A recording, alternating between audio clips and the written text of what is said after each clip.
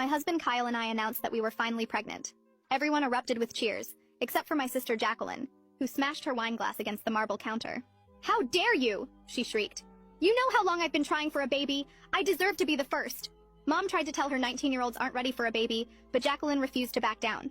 She grabbed her purse, then dramatically stormed out yelling that I better abort my baby within 1 week, or else she's getting the police involved. The next morning, she showed up at our door with printed pages from abortion clinics, shoving them into Kyle's chest while he was still in his boxers. "I made appointments for her at 3 different places," she announced to our entire cul-de-sac. "She just needs to pick one." When Kyle tore up the papers, she called the whole family demanding an emergency intervention. That Sunday, 23 relatives crammed into Mom's living room, while Jacqueline stood at the fireplace like she was delivering a TED Talk on why I was destroying her life by having a baby first. She actually had a PowerPoint. Our Uncle Jeffrey, who's a lawyer, finally told her there's no legal precedent for forcing someone to abort because you want to be pregnant first. She pointed at me with tears streaming down her face and said if I didn't terminate by Monday, she'd never speak to any of us again. But we called her bluff, and all 23 of us told her, "See you, Felicia." She actually left sobbing, and we didn't hear from her for a long time.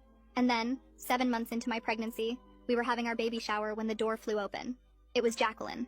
She walked in with her hand on a massive belly, wearing a shirt that said, "First grandchild loading." Everyone went silent. Mom dropped her cake knife. "Surprise! I'm almost due," she announced, spinning around so everyone could see. "I got pregnant right after that horrible meeting where you all betrayed me. I'm 10 weeks away from giving birth." Nobody was impressed, and when I decided to screw with her and mentioned my due date that was 8 weeks away, her face turned deep red with anger. She grabbed my arm and whispered the dates didn't matter because she'd make sure hers came first, then left before anyone could respond. My mom called me that Tuesday bawling her eyes out. She'd found out from Jacqueline's roommate that Jacqueline had been taking black market labor induction substances she'd bought from some website in Romania, risking her baby's life to deliver before me. Now, Jacqueline was in the ICU, but not because of the substances.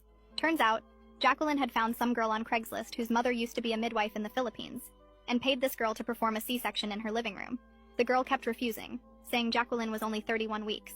But my sister threatened to do it herself with kitchen knives if she didn't help. They used box cutters sterilized with vodka. Jacqueline lost so much blood that her neighbor saw it seeping under the apartment door. The baby somehow came out alive, but he was purple and barely breathing. They both nearly died in the ambulance. The baby went straight to the NICU on a ventilator, and Jacqueline needed a full hysterectomy. She'd never have another child. When she came to, the first thing she did was call me from her hospital bed. "You did this," she gasped through the oxygen mask. "My baby is dying because you couldn't wait until me to have a child." The craziest part about all this is now that she was fighting for life, suddenly the family was split down the middle. One half thought she'd lost her mind, but the other actually thought I should have delayed announcing my pregnancy to spare her feelings.